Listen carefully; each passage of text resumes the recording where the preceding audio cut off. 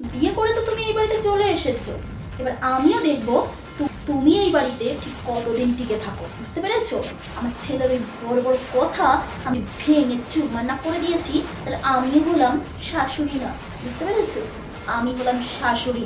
শাশুড়ি তোমার সামনে কাটা বিছাতে বিছাতে যাব, আর তোমাকে সেই কাটার উপর দিয়ে হেঁটে হেঁটে হেঁটে হেঁটে সমস্ত কিছু প্রমাণ করতে হবে।